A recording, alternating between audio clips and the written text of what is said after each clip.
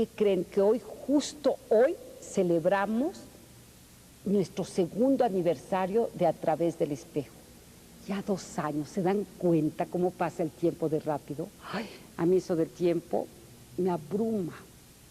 Bueno, pues para ello, para festejarlo muy bien, para celebrar este segundo aniversario, hemos invitado a nuestro padrino, a Carlos Monsiváis. Con él vamos a hablar de todo lo que ha sucedido en todo el año de 97. Vamos a hablar también, y por supuesto, de Chiapas. Estoy segura que nos va a dar muchas lecciones a propósito de este tema tan importante para los mexicanos. Espero que les guste el programa. Como les dije al principio del programa, estamos celebrando el segundo aniversario del A Través del Espejo. Estamos de fiesta y para ello hemos invitado al padrino. ¿Recuerdan ustedes el primer programa? Bueno, pues él vino a padrinarnos, Carlos Monsiváis. Muchísimas gracias. Gracias a ti por invitarme. Tengo cara de fiesta, Tienes cara de fiesta, pero me has hecho adquirir una cara de responsabilidad, porque ¿qué hace uno como padrino de un programa? Como padrino de un niño, pues puede ayudarlo a que sea gobernador de su estado, puede influir para que lo nombren presidente de la República, lo que hacen los padrinos. Pero de un programa de televisión... Pues, por ejemplo, que lleves A Través del Espejo a ganar un Oscar, como el mejor programa de la televisión en Latinoamérica. Eso sería bonito también, pero me gustaría que seas más que fuera... ayudar al programa que fuera presidente de la República, porque eso sí sería una gran novedad, nunca se ha hecho, tendrías que modificar la Constitución, sería todo, bueno, importante en ese sentido. Estoy en campaña. Sí, sí. No sé si te habías dado cuenta. No, pero no tú, el programa es el que debe llegar el programa, sí. que llega a la... Claro, porque como es A Través del Espejo, sí. Toda la ciudadanía, la sí. sociedad civil se va a reflejar en el espejo. O puede atravesar el espejo, puede hacer muchísimas cosas, pero sí es una responsabilidad muy grave ser padrino de un programa. Yo no sé cómo hay todavía quienes quieren serlo. Imagínate ser padrino de Siempre en Domingo, todos los años que duró. Todo el padrino de Siempre en Domingo, cada semana tenía que verlo. Sí. Y tenía que además asistir al desarrollo de carreras y a la frustración y a la esperanza y a todo el mundo complicado de esas grandes estrellas que duran una semana, entonces sí debe Es una ser pena pesado. Que ya no esté Raúl Velasco frente al programa. Hay muchas penas, ya no está Fidel Velázquez. Ya no está Fidel Velázquez, Zabudowski, Jacobo. Ya no está Gustavo Díaz Ordaz, todo ha ido cambiando. Ya no está el tío Polito. Ya no está el tío Polito, que era un gran declamador en la época en que había declamadores. Quien oyó declamar a Manuel Bernal no sabe lo que era la poesía a domicilio, es un hecho. Exactamente. No, se han ido muchas cosas y en este año se han ido muchas personas también. Cada año se van muchas personas. Fíjate, llegan más, ese es el problema. Eso sí, cierto. Sí. Fíjate, Carlos, aquí hay un recuento larguísimo de todo lo que pasó desde la última vez de que nos vimos en el mes de marzo. Fíjate, todo lo que ha pasado es impresionante. Tú podrías hablarnos, no sé, yo elegiría al azar un tema, por ejemplo, a finales por ejemplo, se reestrena La Guerra de las Galaxias el 20 de marzo, hace un año. Bueno, el 18, unos días antes, se inició una polémica entre Diego Fernández de Ceballos y Cedillo por Punta Diamante, ¿te acuerdas? Sí, no. Por el departamento del presidente en Punta Diamante y los terrenos de Diego. Exactamente. Y luego, fíjate, en abril muere, bueno, desde luego, Eberto Castillo a los 71 años, y luego el expresidente Carlos Salinas niega enfática y firmemente cualquier insinuación de que él haya intervenido en el curso de la investigación del asesinato de Ruiz Massieu. Todavía esto está como si acabara de ocurrir. Sí. No ha pasado nada. Y sin embargo han pasado muchas cosas. Las cosas pasan y hay un pudridero de la esperanza nacional que es cada vez más evidente.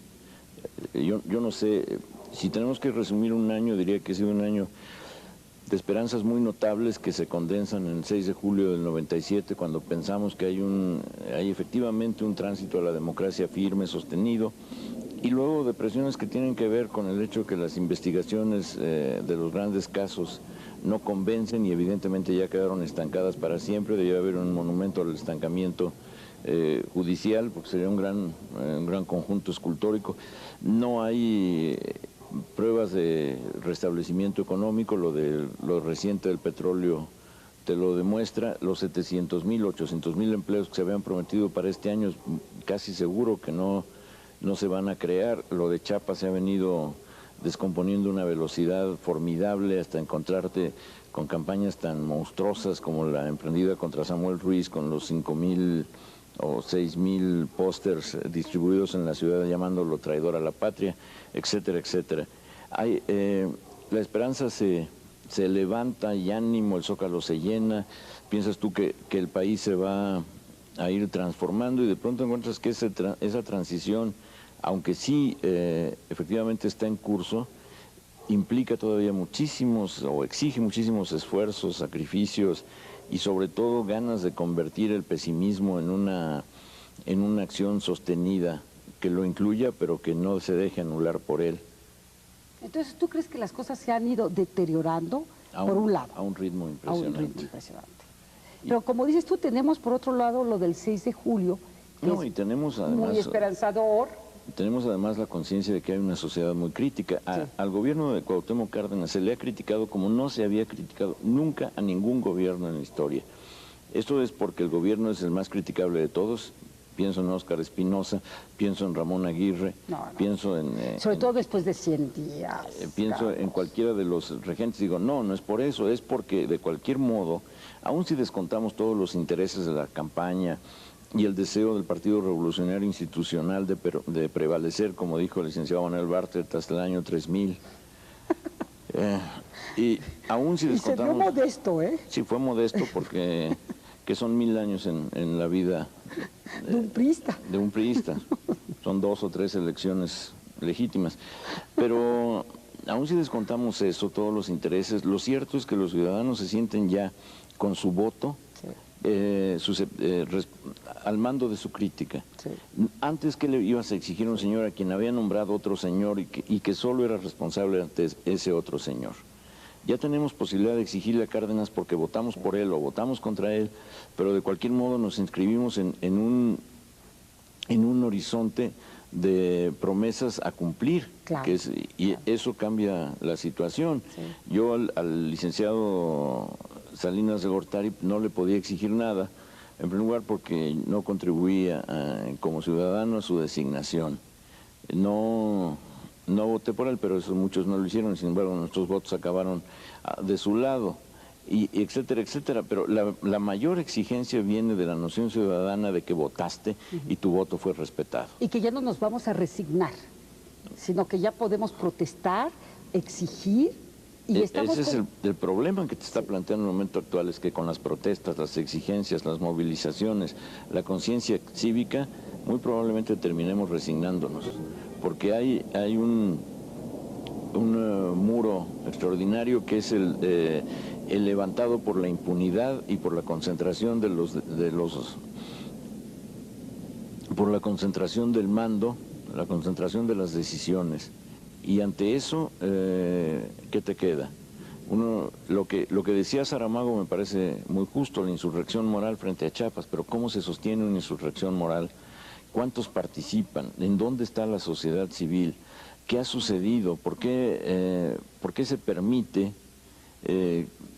esta destrucción de los pueblos indígenas, que no solo es Chiapas, está en todo el país? Basta ver los reportajes sobre lo que está sucediendo para que te enteres de las situaciones de insalubridad, de hambre, de educación prácticamente inexistente, etcétera, etcétera. La Secretaría de Educación Pública reconoce optimistamente que el 8% de los estudiantes indígenas terminan la educación primaria. Eso es un campo de desastre. ¿Y dónde está la insurrección moral? Nos resignamos a que no exista, nos resignamos a que en la sobremesa nos levantemos airados y lancemos gritos contra ese cielo pétreo que es la impunidad gubernamental, no sé.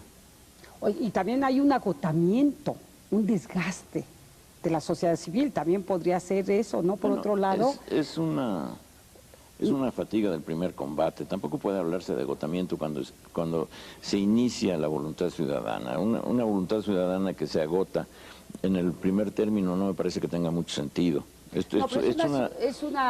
que no tenemos hábito de pensar a mediano y largo plazo. Todo lo hemos hecho para el corto plazo.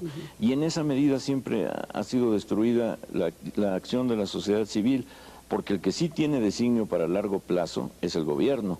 Ya lo hemos visto con el señor Bartlett, que piensa en el año 3000 como el año en que módicamente pueda empezar a creerse que el PRI nos va a dejar.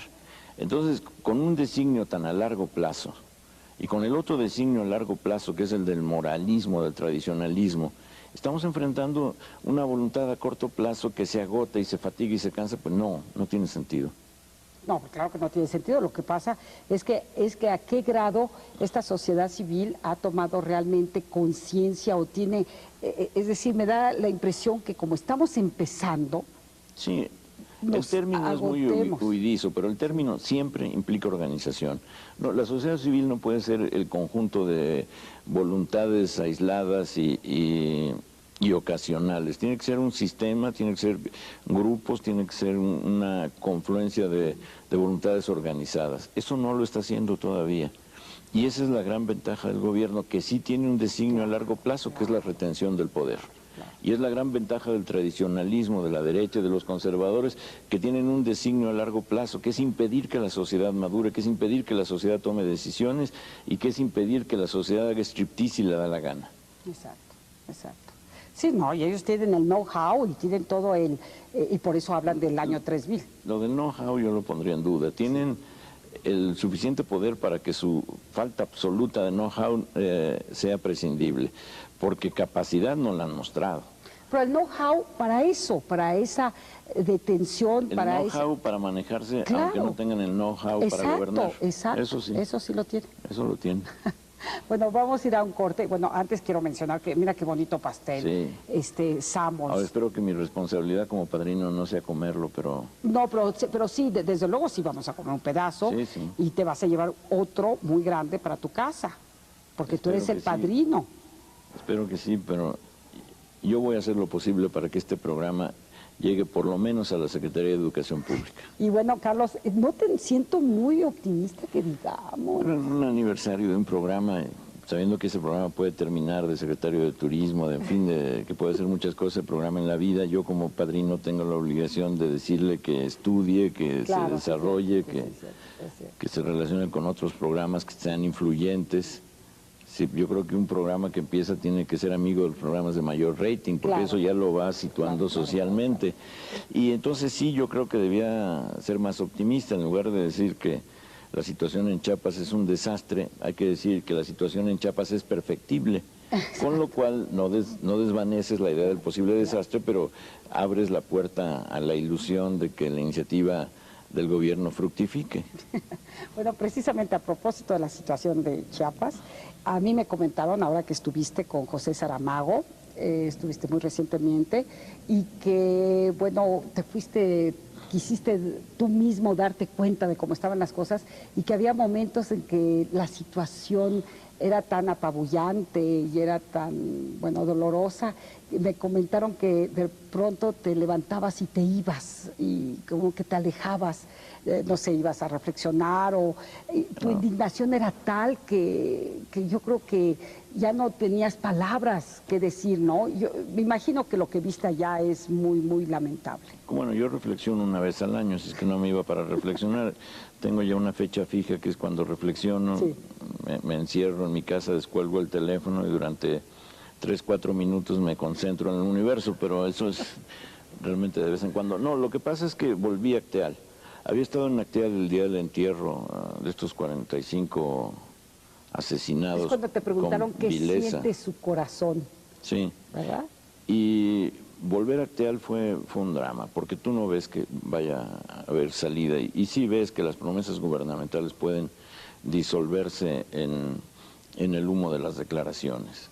Pero lo que más me impactó, y tengo que reconocerlo a un nivel de imposibilidad de punto de vista, otro ajeno al dolor y a la protesta, fue ver a la niña que quedó ciega. A la niña que está pidiendo que le prendan la luz. Eso para mí, una niña de 2 años, de vida destruida por la maldad en estado puro, por esos seres que enviados al asesinato lo cometen sin ningún escrúpulo. Cuando se está hablando de lo de Acteal, se sabe perfectamente que no se trata de un enfrentamiento entre dos grupos, que las víctimas pertenecían a un grupo, el de las abejas, que de ningún modo estaba planteándose la lucha armada, que se deslindó del zapatismo en el 93, que estaban terminando 3 días de ayuno, que estaban rezando, llegan y los matan y cometen todas estas vilezas y todavía quieren presentarlo, lo que me parece inaudito, como un encuentro entre dos bandas facciosas, una de las cuales había matado 18 personas y estos eran los responsables. No es cierto. La mentira aquí es agregarle agravio a los muertos, es agregarle agravio a esta niña que quedó ciega, a los niños que han quedado lesionados, a una comunidad vulnerada hasta lo último. Ni ellos habían asesinado a nadie, ni tampoco es posible presentarlo como el encuentro de dos facciones. Hay que asumir lo que pasó. Había grupos paramilitares que fueron a matar, bajo consignas de personas que la PGR tiene que encontrar y presentar, y que esto no se va a resolver solo diciendo que fue una matanza entre indígenas, porque eso es agregar calumnia y mentira a una situación ya de por sí destruida por la maldad, porque lo de Acteal solo me lo explico en términos casi teológicos. Lo de Acteal fue la irrupción de la maldad más monstruosa, y que ahora me quieran decir, como el señor Leopoldo Sea, que lo de Acteal fue buscado por los zapatistas. Me parece que eso ya es llevar las cosas a un nivel que uno no admite. Estamos de regreso, como saben, estamos celebrando el 2º aniversario de A Través del Espejo, gracias a que nos apadrinó Carlos Monsiváis, que está aquí. Y bueno, y lo que es ya cada vez más evidente es que el gobierno lo que quiere es precisamente dar esa información, desinformar a ese grado, es decir, lo que quiere es desvirtuar completamente el fondo de la realidad. Lo que sí me parece claro es que no podemos admitir explicaciones que ofendan no solo la inteligencia, sino el sentido moral del país. Eso me parece que es inadmisible. Tenemos que reconocer que Acteal es un dolor y una pérdida de todos nosotros, y que en la medida en que quieran dejarlo en un acta policíaca de contienda de facciones, estarán haciendo que no entendamos lo que es la barbarie, lo que es la actitud primitiva y lo que es la impunidad. Para comprender Acteal tenemos que impedir que se disuelva esto en Nota Roja. Acteal no es un caso de Nota Roja, no es un episodio de Nota Roja, es la monstruosidad de la impunidad caciquil y de las guardias blancas y los grupos paramilitares de una región.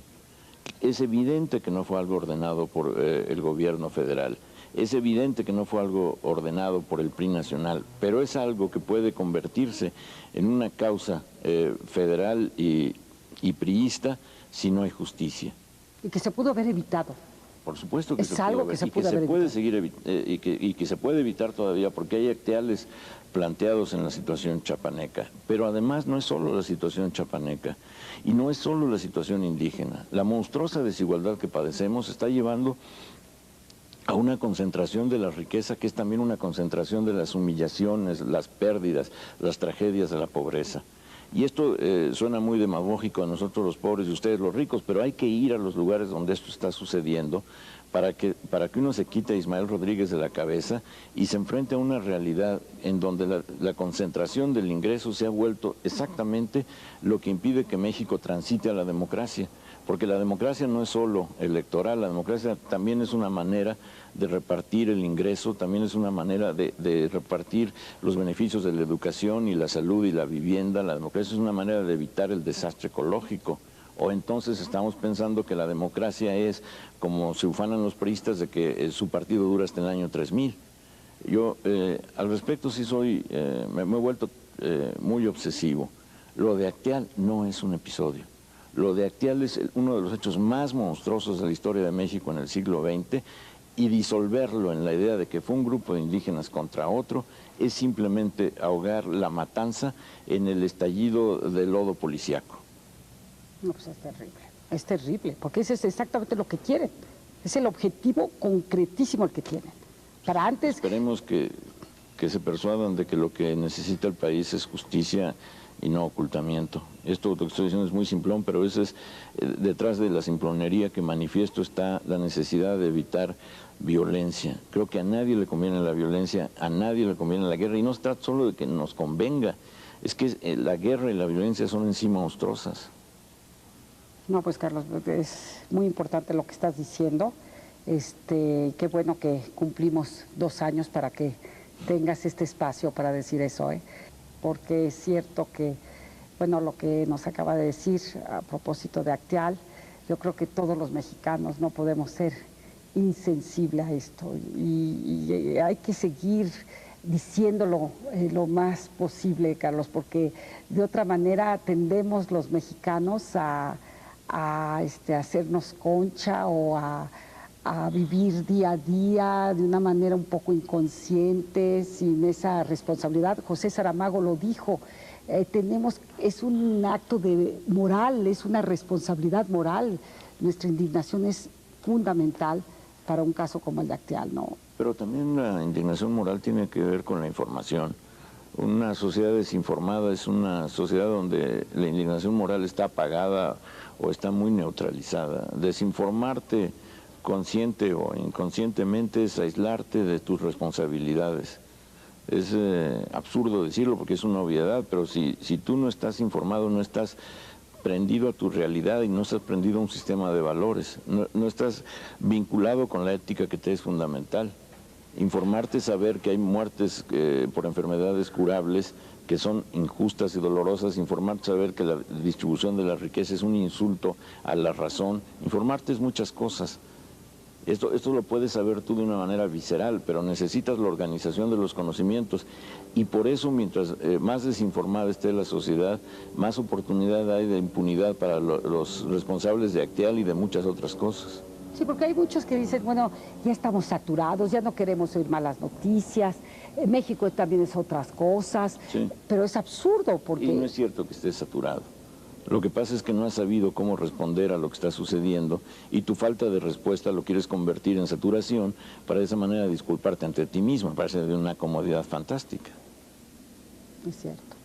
Entonces todavía necesitamos de ese compromiso, de esa... Es un compromiso mínimo que tiene cualquier persona civilizada. Si no te informas de qué vas a conversar realmente, de lo que pasó en tu infancia, de lo que pasó en tu adolescencia, del día en que a tu fiesta de fin de año, de 15 años, no fue la reina Isabel, no sé. Sí, tenemos esa responsabilidad. Y ahora más que nunca, porque yo sí creo que contamos con ese acceso de la información. Hay medios que nos están informando. Sí, pero informarte no es solo recibir noticias. Informarte es tomar una actitud ante las noticias que implica un examen de lo que te están diciendo. Estamos acostumbrados a que el discurso gubernamental o el discurso empresarial o el discurso eclesiástico pasan sin ser oídos. Son discursos oficiales, en los 3 casos, que frente a los cuales... ante los cuales aplicamos la sordera institucional de nuestra parte. Ya sé lo que me van a decir, que el gobierno está muy bien, que las empresas salvan a México, que el clero es el responsable de la escasa salud moral que nos quedan. Entonces yo me cierro, me clausuro y a otra cosa. Tenemos que oír lo que nos están diciendo, tenemos que crear un sistema informativo. Ya estoy predicando, mejor me callo.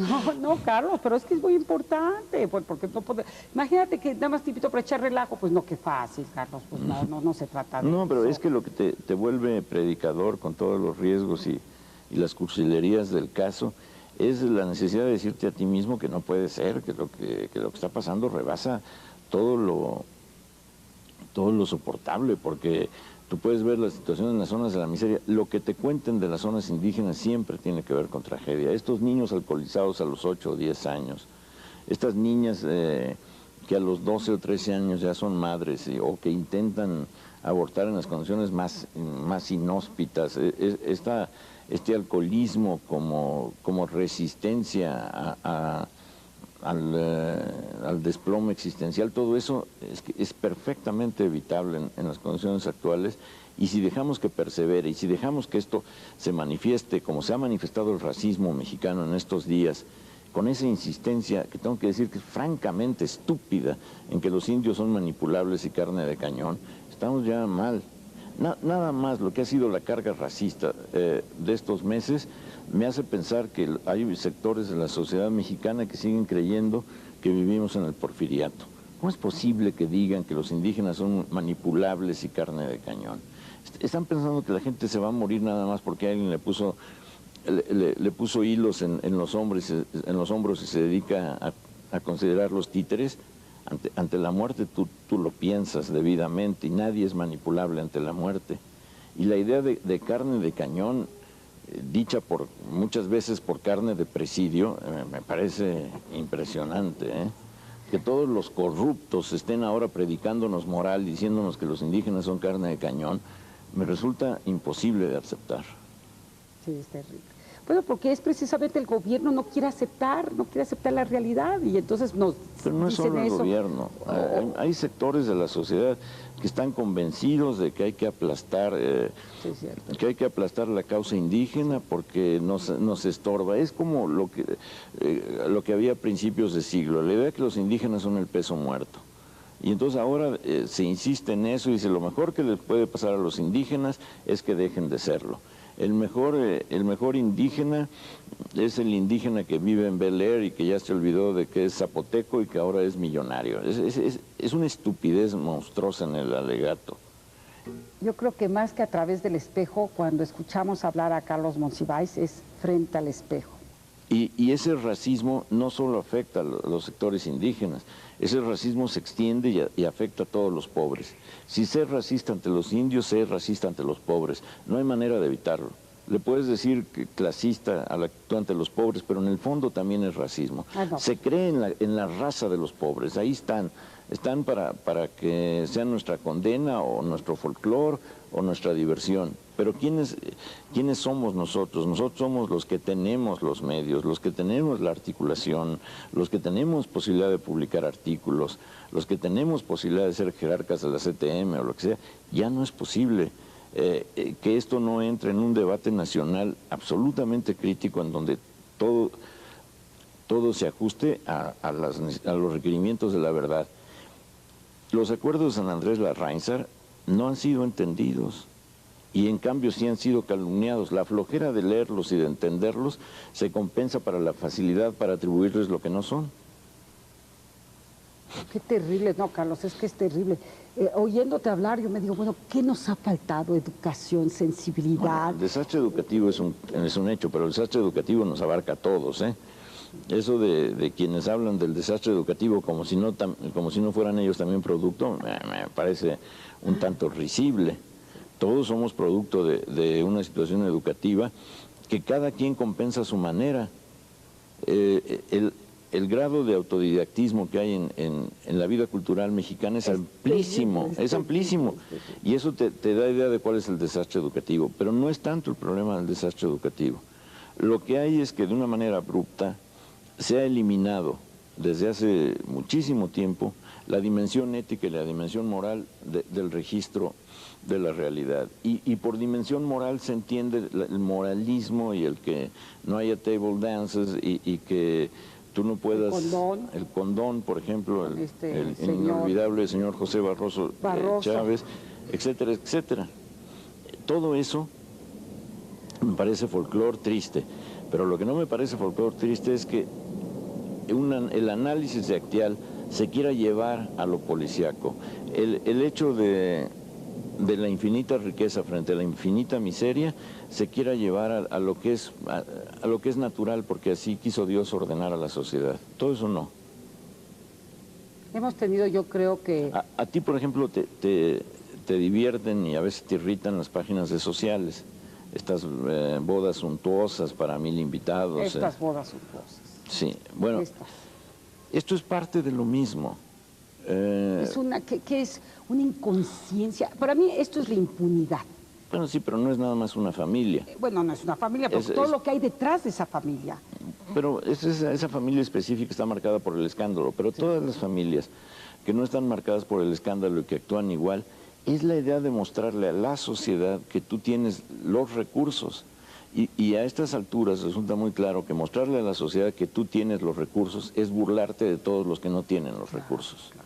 Claro. Es este racismo que hablabas contra los pobres. Entonces me parece muy bien que si tienes los recursos hagas las bodas que te dé tu gana y que lleves a 1000 invitados y que contrates 3 haciendas para que bailen cancán, si eso te gusta. Lo que no me parece bien es la insolencia. La ostentación. La ostentación, porque sí siento que es un momento que aunque no se ha percibido con mucha claridad, lo que tú no puedes hacer es seguir aumentando provocación y provocación y provocación en un medio que está dominado por el resentimiento.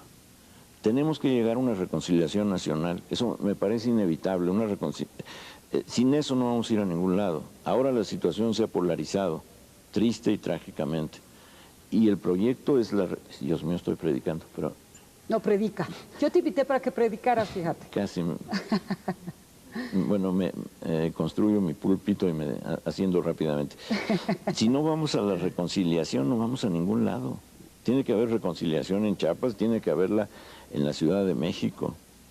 Pero la idea de que porque tú tienes mucho dinero se lo vas a echar en cara a los pobretes, a estas alturas no solo me parece insolencia. Sales en portadas de revistas, sales con tus esmeraldas, muy sonriente, porque mira qué felices somos. Somos una familia feliz, unida. Sí, pero esta familia, pon tú que sea integrada por 100,000 miembros, ¿no? No, esta familia... No, esta familia concreta no. Pero toda la familia empleada que sale... Sí. En las páginas sociales pueden ser 100,000 o 200,000. Sí. Y el resto, que coman pasteles, como decía la reina María Antonieta, me parece que a estas alturas ya no. En primer lugar, porque no hay tantos pasteles, y en segundo lugar, porque estamos viendo además todo lo que podría aprovecharse. Simplemente ven difusión cultural, el entusiasmo que hay por la ópera. Esas 50,000 personas que vieron en las grandes pantallas a Plácido Domingo, o las que quieren ver a Ramón Vargas y a Fernando de la Mora, todo esto es emocionante cuando ves ese apetito cultural, y es tristísimo cuando te das cuenta que los jóvenes que podían aprovecharlo no tienen acceso. Y eso ya... Es decir, vamos a seguir cercenando el acceso, vamos a seguir convirtiendo cada empleo en el Vellocino de Oro o en el Santo Grial, no. Si no hay una insurrección moral contra la repartición del ingreso, hay una aceptación de que Chiapas está bien y de que toda esta monstruosidad está bien. Fíjate, Carlos, que todo lo que comentabas hace un momento, yo me decía, bueno, que somos, que hemos sido muy responsables de todo esto, por esta actitud de no querer entender, de la flojera, en fin, hemos colaborado, hemos participado a todo esto. Somos que como niños, somos una sociedad muy infantil. Es una sociedad infantilizada, que es una cosa muy distinta. Eso es lo que quería decir. Porque hay que ver lo que ha hecho la censura durante todo el siglo, infantilizarnos. Esa censura que impedía que se viera que la pareja de casados ocupaba una sola cama y que exigía camas gemelas. Esa censura que pedía un vocabulario decente cuando el único que existe decente o indecente es el que usan todos. Esa censura empeñada en negar a las minorías sexuales, esa censura devastadora nos infantilizó, queramos o no. Todo aquello que no pudimos ver en su momento va en deterioro de nuestra capacidad de comprensión intelectual y de nuestra madurez social. Todo aquello a lo que se nos negó acceso, claro. Lo mismo. Por eso, ¿pero qué necesitaríamos ahora para tener esa capacidad para comprender, esa capacidad para indignarnos? Eso lo decide cada quien, tampoco hay recetas básicas, pero lo que necesitamos tener sobre todo es exigencia,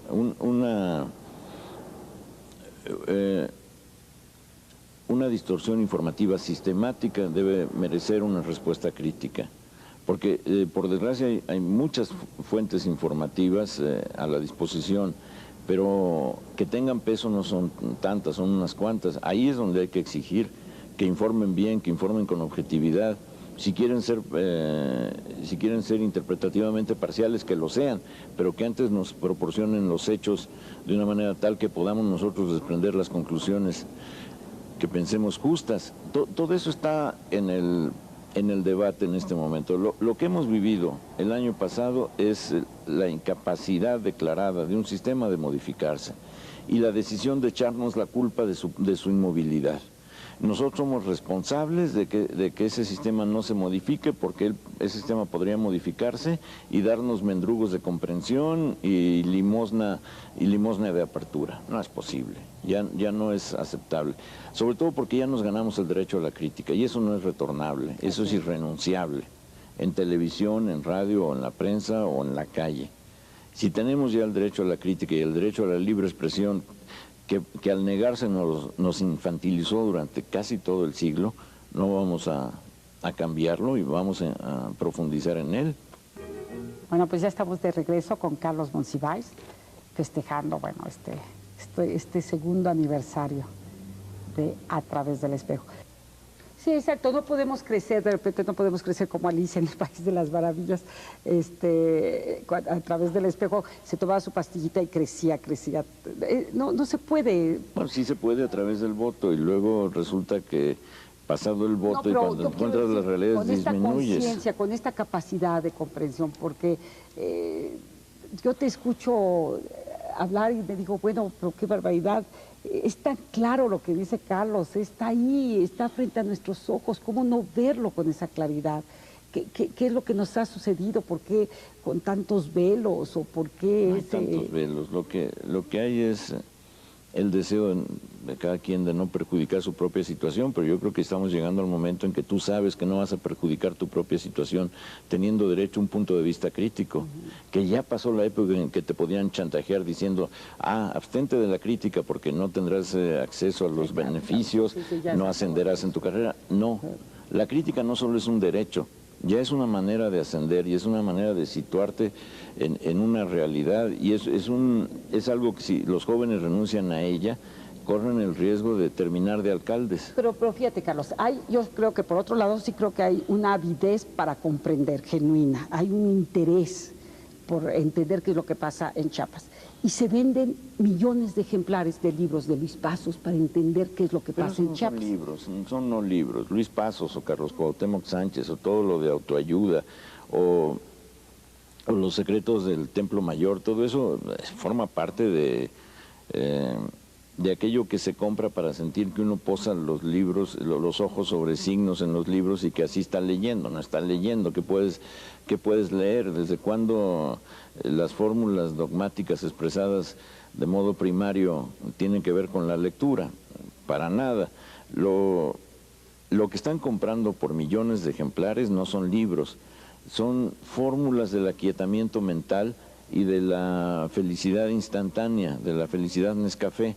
Entonces eso no me preocupa. Leer es un compromiso, es un duelo con la página, es un diálogo que estableces, es un ir y venir de tus opiniones a las ahí encontradas, es un juego imaginativo, es todo lo que no te pueden dar autores como Luis Pasos o Carlos Cuauhtémoc Sánchez. Me parece espléndido que Luis Pasos sea candidato del PAN en Veracruz, me parece que ese es el nivel del Partido Acción Nacional, que si yo quiero encontrar un símbolo del PAN es Luis Pasos.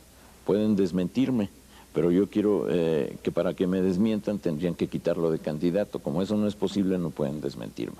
Entonces, a lo que estamos llegando es a lo de siempre. Antes no se leía, ahora no se lee, pero se compran libros, es la continuidad. Quienes están leyendo están entablando una relación muy distinta con los libros. Y es impresionante ver en lo de geografía de la novela a 3,000 personas, la mayoría de ellas jóvenes, llevando el libro para que se los firmara García Márquez. Sí. Era absolutamente emocionante. Esos son lectores, porque ahí hay una relación con el libro, con la literatura, con la imaginación, con el humor, con el gozo del lenguaje, que nunca tendrá un lector de Luis Pasos. No, por supuesto. No, yo te lo decía como contrapunto de cómo pueden hacer daño voces como las de Luis Pasos en un contexto como el que estamos viviendo, porque lo único que va a hacer es bloquear todavía más esta participación. Esa capacidad, no hacen daño. No pueden hacer daño. Si alguien se deja convencer por esos argumentos, ya estaba convencido previamente. Hacer daño es modificar puntos de vista para incorporarlos a tendencias represivas. Cuando lo que sucede es que compras un libro en donde con con antiprosa se te notifica aquello que tú ya creías saber, pues no estás haciendo daño, estás ejerciendo simplemente tu poder de ratificación de tu punto de vista. Lo mismo podían comprar un cómico, podían quedarse viendo la pared, igual ratificarían sus puntos de vista con ese método. El daño lo hacen al negar las oportunidades de crecimiento y de desarrollo de la sociedad, al ponerte programas de una bobaliconería espantosa cuando no tienes posibilidad de ver algo distinto. Hay canales culturales ahora, lo que se trata es de informarle al público lo que ganaría viéndolos. Hay posibilidad de rentar videos de excelente calidad, hay posibilidad de leer. Cuando la telenovela se te vuelve la única alternativa, es que vitalmente ya no tienes alternativas. Es que no puedes recurrir a la lectura, eso es lo que pasa. Sí, así es. Qué predicada. No, pero qué barbaridad. No, yo que iba a hacer todo un programa muy festivo, ya sabes, el pastel de Summers delicioso con sus rosas, así muy tradicional. No, pero qué bueno que hicimos este programa así, en este tono, y veniste a decirnos todo lo que nos dijiste. No, qué bueno, y te agradezco muchísimo en lo que se refiere a mí. Quiero ayudar a mi ahijado a que crezca y por lo menos sea secretario. No, pero tu ahijado te puedo decir que está muy orgulloso de su padrino, que se siente de verdad, nos sentimos, yo creo todos en el programa, muy contentos de tener un padrino como tú, Carlos. Te agradecemos muchísimo. No, gracias a ustedes. Sabemos que pasaste momentos difíciles en este viaje actual, con toda esa conciencia, advertir todo eso, porque tú lo adviertes como con lupa, tú lo adviertes así, no como si hubiera altoparlantes, entonces sí, es doloroso, eso duele mucho, yo lo sé que duele, Carlos. Y te agradezco muchísimo. Bueno, pues vamos a cortar el pastel, Carlos, porque pues sí, son 2 años, son muchos, son 365 por 2, ahorita no me hagas sumar, pero son muchos días. Además, mi ahijado tiene que tonificarse. Así es, así tiene que tonificarse. Bueno, pues vamos a partirlo, ¿ya? Me da impresión. Y que los ángeles le canten las mañanitas. Así es. Eso es todo. Hay que pedir un deseo, ¿no? Sí. Ay, qué suerte, se apagaron a la primera, ¿se dieron cuenta?